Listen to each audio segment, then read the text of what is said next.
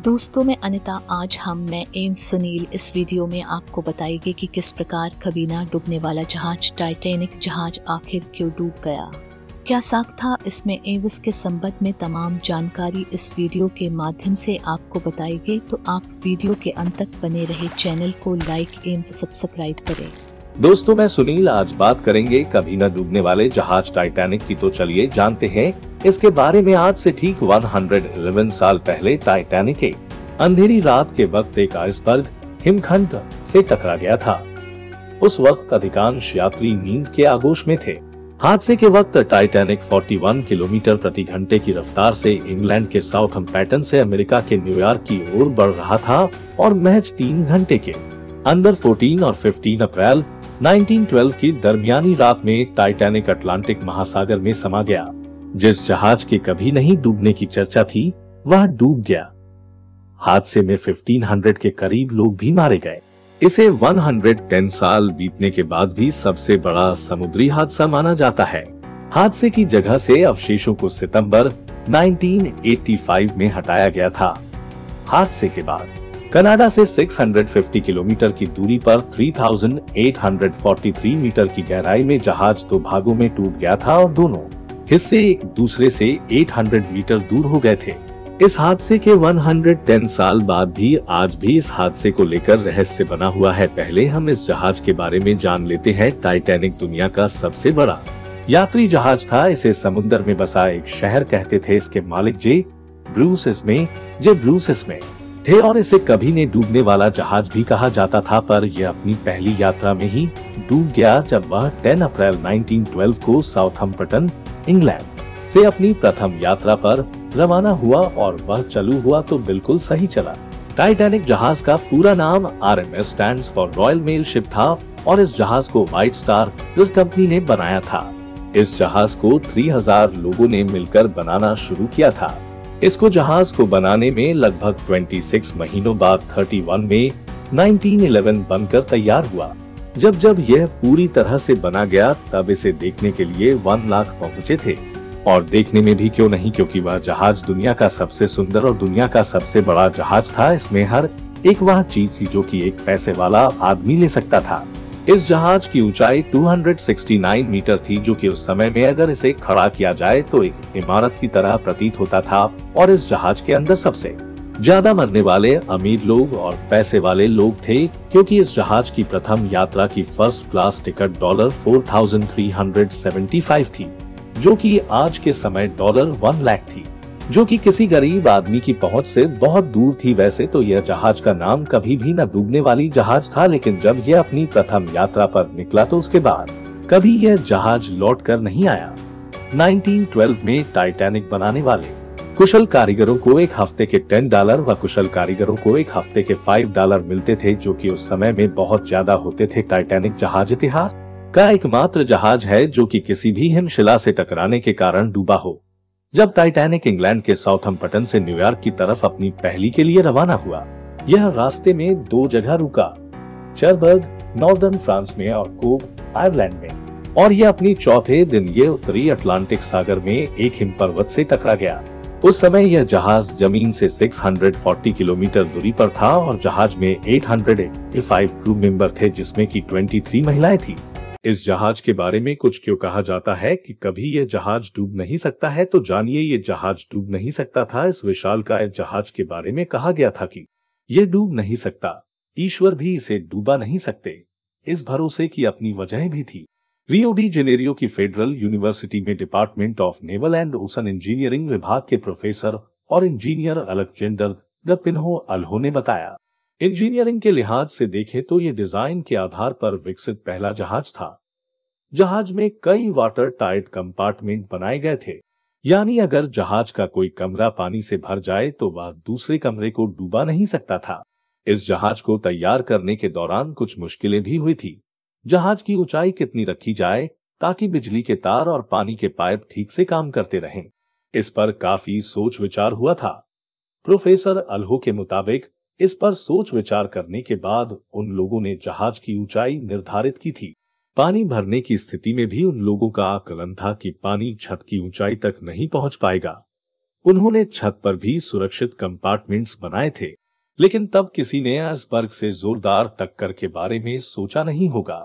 Professor अल्हो ने बताया, टक्कर इतनी जोरदार थी कि जहाज की मुख्य बॉडी की आधी लंबाई तक सुराख हो गया था।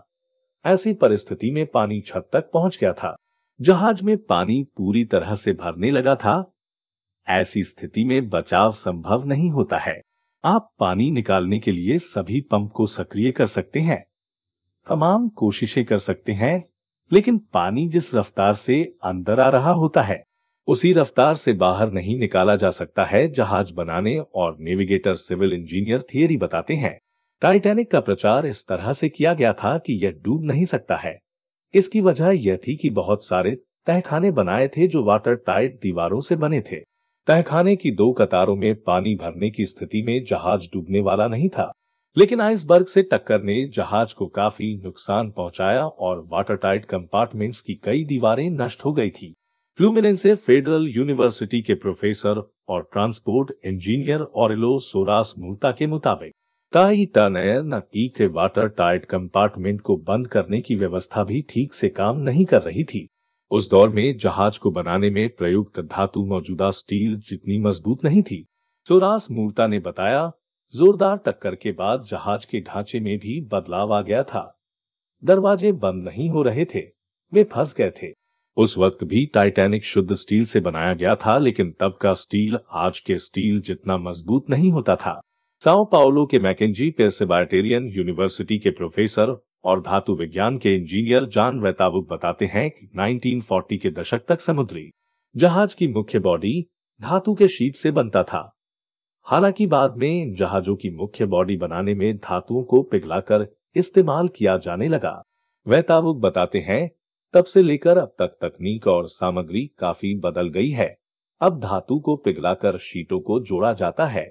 टाइटैनिक अकेला नहीं था।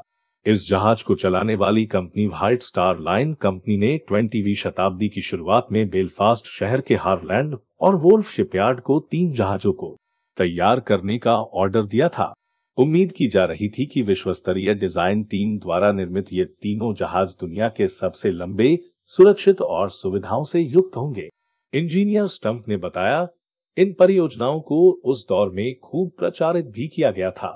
1908 से 1915 के बीच निर्मित इन जहाजों को ओलंपिक क्लास के जहाज कहा गया था। पहले 2 जहाज को तैयार करने का काम शुरू हुआ था, 1908 में ओलंपिक और 1909 में टाइटैनिक का। तीसरे जहाज जाइगेंटिक का उत्पादन 1911 में शुरू किया गया। हालांकि तीनों जहाज किसी न किसी हादसे में शामिल रहे। ओलंपिक जहाज की सेवा जून 1911 में शुरू हुई थी। साल यह एक युद्ध पोत से टकरा गया था। मरम्मत के बाद इसकी सेवा फिर शुरू हुई। पहले विश्व युद्ध के समय ब्रितानी नौसेना ने इसका इस्तेमाल सैनिकों को एक जगह से दूसरी जगह पहुंचाने के लिए किया था। 1918 में यह एक जर्मनी पनडुब्बी से टकरा गया था। मरम्मत के बाद 1920 से फिर इसका इस्तेमाल शुरू हुआ। पुराने और भरोसेमंद माने जाने वाले इस जहाज का इस्तेमाल 1935 तक किया गया। टाइटैनिक ने अपनी पहली यात्रा 10 अप्रैल 1912 को शुरू की थी। साउथम्पटन बंदरगाह के बाहर ये एक अन्य जहाज से टकराते टकराते बचा था। 14 अप्रैल को यह ऐतिहासिक हादसे का शिकार हो गया। जाइगेंटिक का भी बहुत इस्तेमाल नहीं हुआ। इसका नाम बदलकर ब्रिटानिक कर दिया गया था। ब्रिटिश नौसेना ने इसे पहले विश्व युद्ध के दौरान अस्पताल में तब्दील कर दिया था। यह जहाज नवंबर 1916 में डूब गया था। अपने समय में ये तीनों जहाज काफी विशालकाय थे, लेकिन आज की तुलना में ये बहुत छोटे कहे जाएंगे। मूर्ता कहते हैं, आज के जहाजों की तुलना में वे नौका भर थे। टाइटैनिक की लंबाई 269 मीटर थी। चालक दल और यात्रियों को मिलाकर इस पर करीब 3300 लोगों के ठहरने की सुविधा थी। आज की सबसे बड़े समुद्री यात्रियों का जहाज वंडर ऑफ द सी है, जो 362 मीटर लंबा है, और इस जहाज पर चालक दल के 2300 सदस्यों के साथ 7000 यात्री यात्रा कर सकते हैं। टाइटैनिक हादसे में करीब 1500 लोगों की मौत हुई थी। इसके बाद समुद्री जहाजों की सुरक्षा व्यवस्था को बेहतर करने की कोशिशें शुरू हुई। समुद्री जहाजों की सुरक्षा के लिए इस हादसे के बाद से रडार जैसे उपकरणों का इस्तेमाल शुरू किया गया। प्रोफेसर अल्हो बताते हैं, द्वितीय विश्व युद्ध के बाद ही रडार का इस्तेमाल शुरू हुआ था। इससे पहले सब कुछ देखने पर निर्भर था। एक नाविक को उस ऊंचाई पर बैठाया जाता था जहां से वह सामने आने वाले हिमखंड वगैरह को देखकर अलर्ट कर सके। यही तरीका था। जहाज के तेज गति से चलने की स्थिति में यह सुरक्षित नहीं था। टाइटैनिक हादसे के सुरक्षा के प्रावधानों पर जोर दिया गया। टाइटैनिक हादसे में बहुत सारे लोगों की मौत इसलिए हुई थी क्योंकि उनके लिए लाइफ बोट नहीं थे। प्रोफेसर अल्हो बताते हैं, यह जहाज कभी डूब नहीं सकता है। इस धारणा के चलते जहाज में आधे ही लाइफ बोट रखे गए थे। वहीं मूर्ता ने बताया, समुद्री जहाजों की सुरक्षा के लिहाज से यह हादसा एक अहम पड़ाव साबित हुआ। समुद्री जहाजों की सुरक्षा को लेकर संस्थागत ढांचा बनाया गया। निर्माण के दौरान सुरक्षा मापदंड का ख्याल रखा गया। उसको लगातार बेहतर करने की योजना पर काम किया गया।